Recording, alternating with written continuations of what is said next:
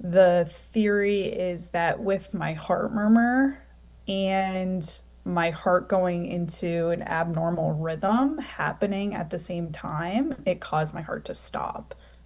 So the heart murmur is what incorrectly flows the blood in and out of my heart. And then obviously the abnormal heartbeat is the electrical issue in my heart. And they think that those two things like happened incorrectly at the perfect or imperfect time, however you want to look at it, to cause my heart to stop. Got it. Do you have an ICD?